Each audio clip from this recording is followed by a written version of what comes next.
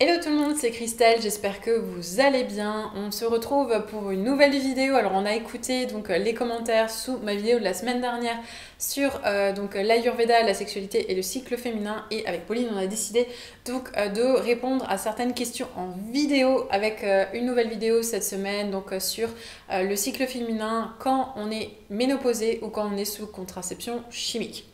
Tout à fait. Effectivement, il y a des choses qui changent hormonalement.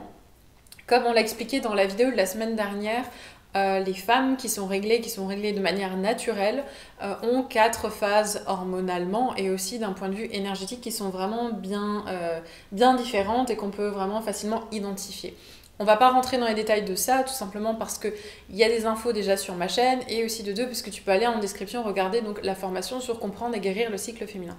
Néanmoins, la question elle est de savoir est-ce qu'on peut s'intéresser à son cycle et quel est le rapport au cycle d'un point de vue hormonal mais énergétique quand on est sous contraception chimique ou quand on est en ménopause. Par quoi tu veux commencer, Pauline? On va commencer par la contraception. Ok. Et évidemment, il y a un intérêt à suivre son cycle quand on est sous contraception, sauf qu'il faut effectivement avoir à l'esprit que la contraception hormonale va en fait biaiser les informations du cerveau, puisque le but de la contraception hormonale, c'est vraiment de leurrer le cerveau avec des hormones chimiques pour avoir une influence sur tout votre processus naturel, en fait, pour éviter qu'il y ait fécondation et donc ovulation. Donc à partir de là, c'est vrai que les signaux sont un peu brouillés. Donc la façon dont vous allez pouvoir ressentir chacune de vos phases peut être altérée. L'idée, c'est vraiment pas de fustiger les contraceptions, sachant qu'il y a une contraception adaptée à chaque femme et qu'il n'y a aucun jugement à porter là-dessus, en fait. C'est vraiment un choix qu'il faut faire en conscience et c'est plutôt ça, en fait, que j'ai envie de dire aujourd'hui, où faut qu'on arrête de nous laisser prescrire en fait des choses qu'on ne maîtrise pas. Je trouve que c'est vraiment ça qui est important en fait, c'est d'avoir conscience de ce qu'on ingurgite en fait, tout simplement, de voir quels sont les effets qu'il y a sur nous. Pour ma petite expérience à moi, c'est sûr que moi ça m'a rendue malade, donc là c'est clair que c'était flagrant qu'il fallait que j'arrête, mais j'ai une copine pour qui la contraception hormonale convient très bien, mais elle sait comment ça agit sur son corps et elle le fait en conscience, donc à partir de là c'est ok. D'accord. Mais je trouve que ce qui est important c'est de pouvoir en discuter avec son gynécologue.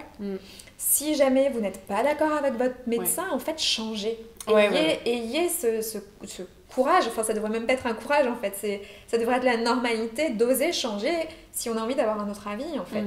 Alors c'est vrai que je reçois souvent des retours en fait par rapport aux gynécos qui sont pas du tout à l'écoute, qui n'ont pas du tout envie de discuter de ça, même certains gynécos peuvent dire des choses du style tu devrais déjà être contente d'avoir la pilule, qu'est-ce que tu veux plus quoi. Et donc c'est vrai qu'il y a des gens qui ne sont pas ouverts. Avant d'être des médecins, c'est des êtres humains avec leurs opinions aussi, leur fermeture ou non de pensée.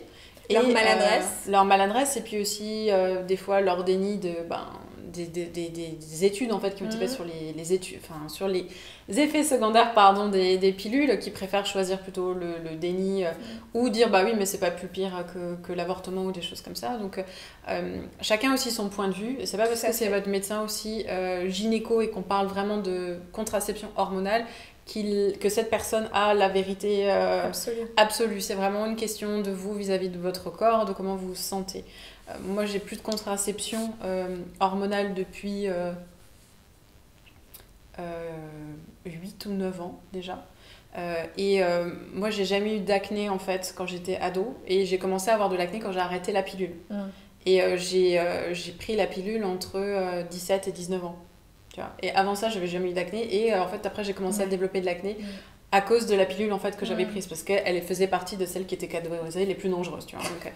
Donc voilà. Et je me souviens que ma gynéco à l'époque était très très méchante avec moi quand je lui disais que j'étais pas forcément sûre d'en vouloir, alors que j'avais pas de petit copain à l'époque, etc., etc. Donc bon, c'est des histoires vraiment personnelles, mais il faut avoir vraiment conscience que vous ingérez en fait des hormones et que ça a vraiment une influence non négligeable sur votre corps. C'est un médicament que vous prenez tous les jours, c'est un médicament que vous prenez tous les jours, des fois pendant des années, et que quand on arrête une contraception hormonale, il faut généralement entre 6 mois à 1 an pour que vous retrouviez votre cycle vraiment naturel. Ouais. Et là où aussi j'ai envie de vous rendre attentif, c'est que la contraception n'est pas qu'une affaire de femmes et que c'est très important d'en parler dans le couple en fait. Oui. Il y a de plus en plus de solutions qui existent pour une contraception masculine. On n'en parle pas assez, même les hommes ne sont pas forcément informés, mais c'est important. Allez regarder le slip, comment ça s'appelle? Le slip contraceptif, c'est génial cette histoire. et ça a beaucoup moins d'effets secondaires, enfin ça n'a pas d'effet secondaire en fait, contrairement à une pilule par exemple. L'idée ça serait pas de dire les hommes doivent prendre la pilule puisqu'ils sont fertiles beaucoup plus longtemps que nous.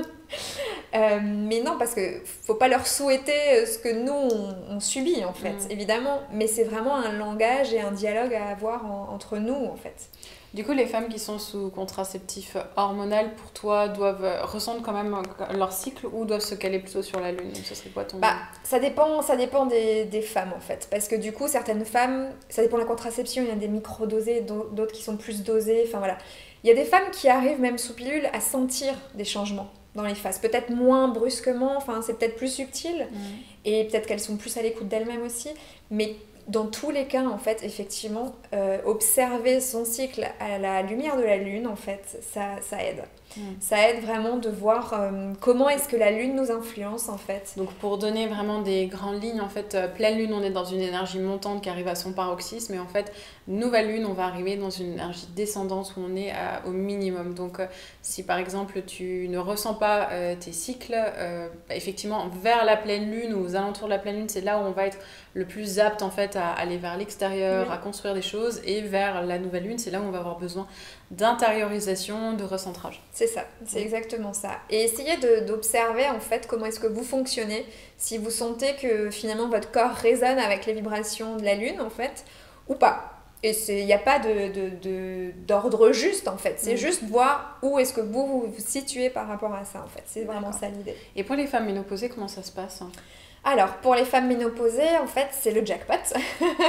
Parce que pendant les 40 années où on a vécu avec notre cycle, on a emmagasiné plein d'informations qui sont en nous et qu'on garde en nous. Et à la ménopause, en fait, il suffit simplement d'ouvrir les tiroirs et d'utiliser les énergies comme on a envie. C'est vraiment ça l'idée. Donc, il faut vraiment sortir de l'idée que la ménopause, c'est fini, que tout est fini. Non, en fait. C'est vraiment, on prend contact avec la femme sage qui est en nous. Et avec, c'est le moment en fait de penser à soi, exclusivement à soi, et de s'épanouir totalement. Il y a encore quand même, on va dire, si on prend la ménopause à 50 ans, il y a encore 40 années devant nous, quoi. C'est pas rien, et la vie n'est pas finie, et au contraire, il y a aussi beaucoup de témoignages de femmes qui vivent très bien leur ménopause, qui vivent une belle sexualité après 50 ans. C'est juste qu'il faut oser. C'est un vrai passage de la vie qui nécessite aussi un vrai changement de cap, un vrai bilan pour recommencer quelque chose d'autre. C'est quelque chose, moi je le voyais beaucoup avec les personnes que j'ai accompagnées, justement des femmes ménopausées. Il y a beaucoup de bouleversements dans la vie. Il y a beaucoup de choses à poser et il n'y a pas cette culture de se rendre compte qu'une femme, quand elle arrive à la ménopause, elle a besoin de faire un temps de bilan en fait, avant de reprendre ailleurs. Et moi, je voyais que rien qu'en écoutant et en accueillant une femme dans son quotidien, dans tous ces changements en fait, qui arrivent dans sa vie et dans son corps en fait, à cet endroit-là, et ben déjà c'était beaucoup mieux vécu en fait, parce que la parole, elle a besoin d'être libérée et la ménopause, d'être vue comme une femme, elle va avoir ses règles pour la première fois et c'est un grand moment et ce serait beaucoup plus juste en fait de le célébrer, d'en faire quelque chose de beau au sein de la lignée de femmes ou avec les amis. Et ben c'est pareil pour la ménopause en fait, de vraiment ritualiser la chose et de se rendre compte que c'est un moment qui...